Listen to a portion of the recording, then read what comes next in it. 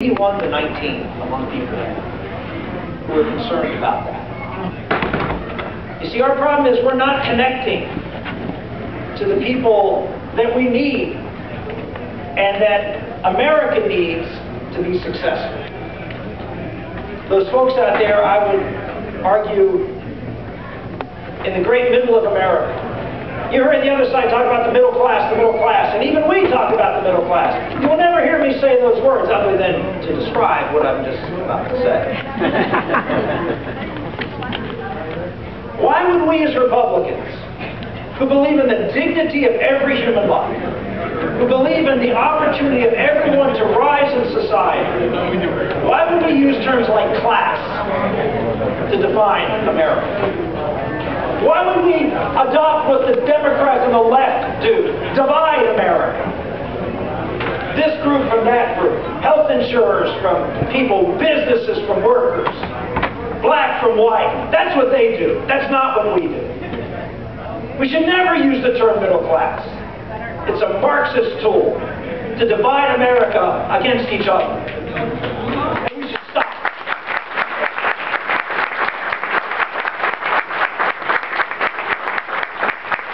We believe in all Americans having the opportunity to rise.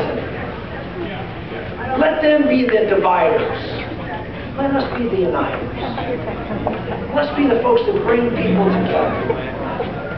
How do we do that? This country is afraid. People say, how did Barack Obama win when the election was stacked against him because of the poor economy? The same way that Franklin Delano Roosevelt won time and time again through the Great Depression. When people are afraid and the government is there to provide them something,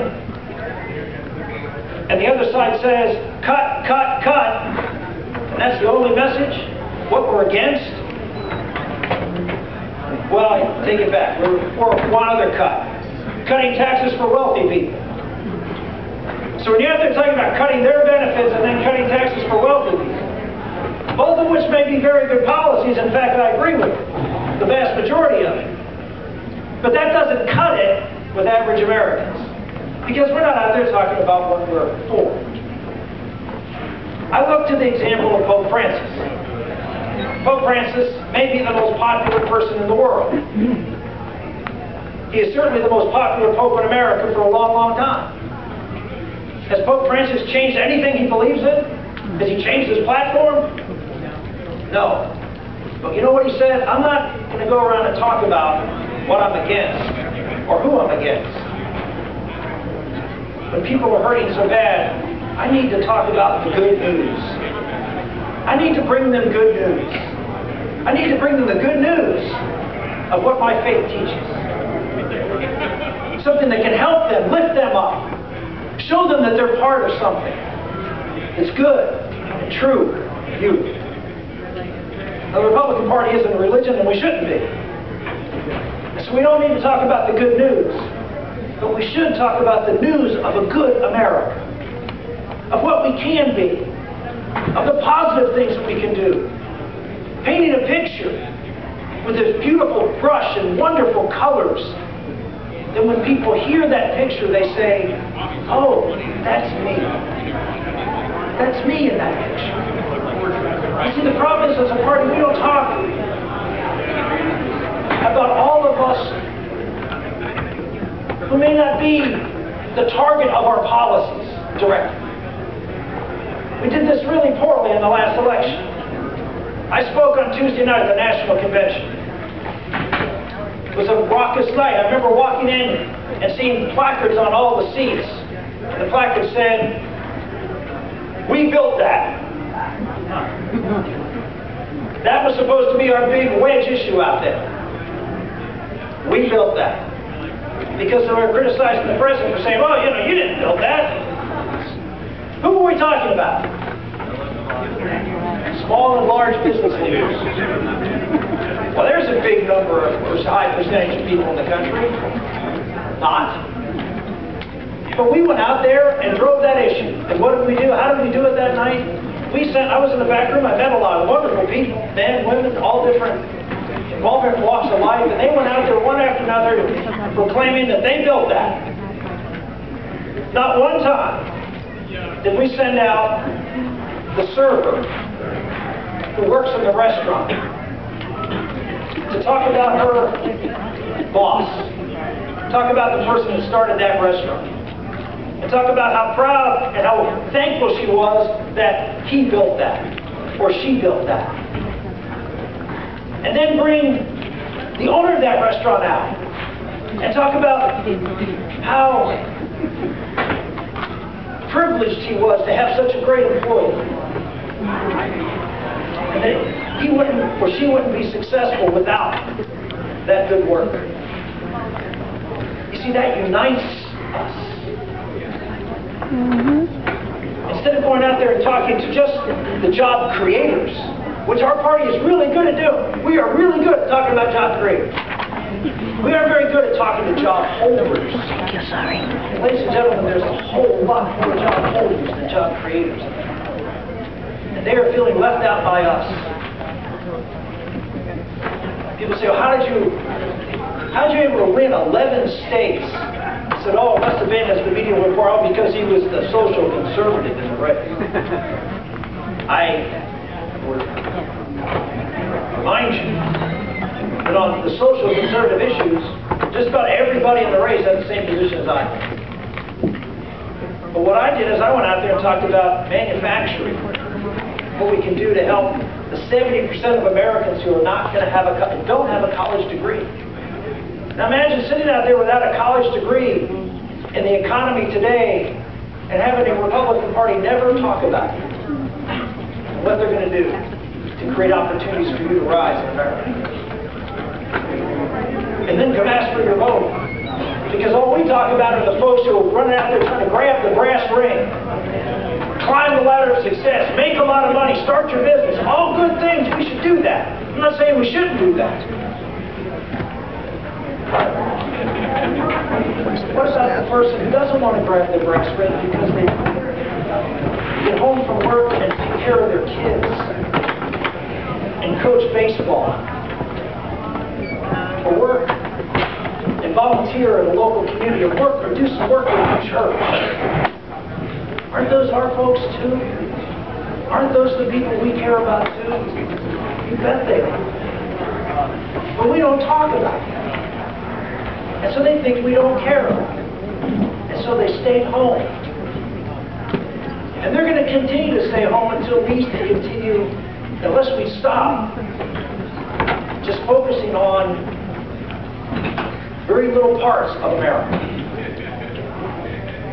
I believe that our policies help the very people I'm talking about. It's not that I think our policies in and of themselves are wrong, just not enough. One of the things I like to talk about, and one of the reasons I think we did as well as we did, is because I talked about the family.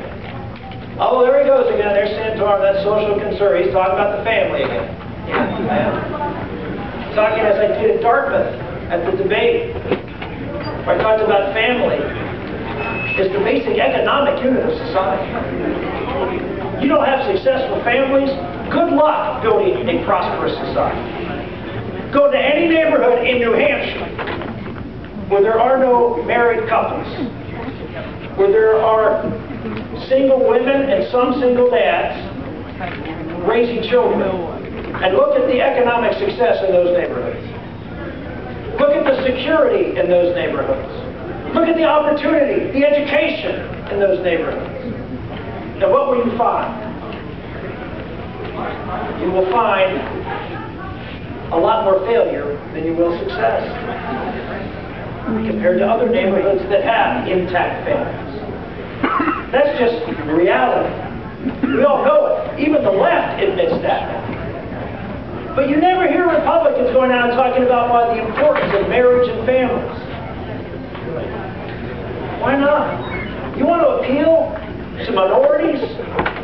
Go out there and talk about how we can help their families. What we can do to promote marriage. No, I'm not saying the government should go out there and force people to get married. But we shouldn't discourage it either, and we do. When I was in Wisconsin campaigning, I ran into a state senator who showed me a fascinating piece of work that he had done. And he figured out that if you're a single mom making $15,000 a year in the state of Wisconsin, you're eligible, and you have 2 children, you're eligible for $38,000 in benefits. In order to get married, your husband, and stay where you are economically, your husband would have to make over $50,000 a year. So guess what what happens to people who are so situated? They don't get married because they can't afford it. We talk so much about Obamacare and the work disincentives. Every single poverty program the left has put together destroys the families, destroys the workers.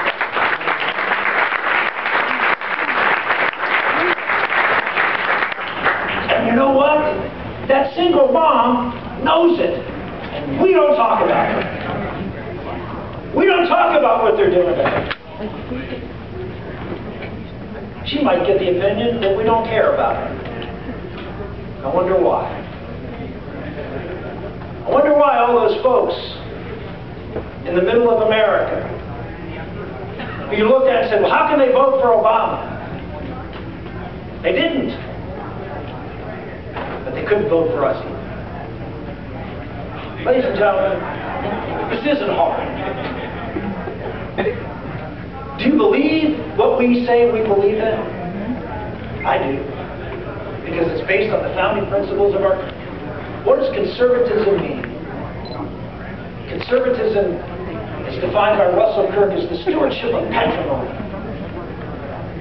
Stewards of a great inheritance. America has a great inheritance. You here in New Hampshire know this. You honor the Constitution here. Thanks be to God. You honor the Declaration here. You know our founders had it right. You know the other side doesn't believe those things. That's a good start.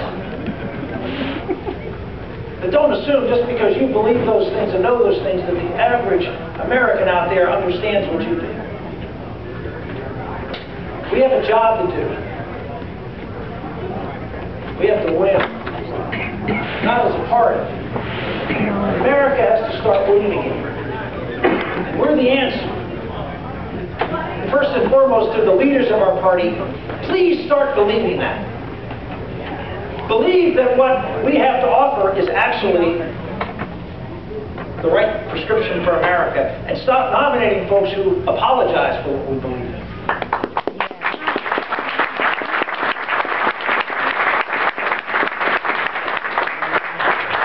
Barack Obama didn't apologize for what the Democratic Party believed in. He went out and energized the people who believed that. And that's one of the reasons he went. He didn't try to run to the middle. He got his people energized. Excuse us. Let's get our people energized. And let's take a look at Pope Francis's book, page under his book. Let's talk about what will form the news of a good America. Thank you. God bless you.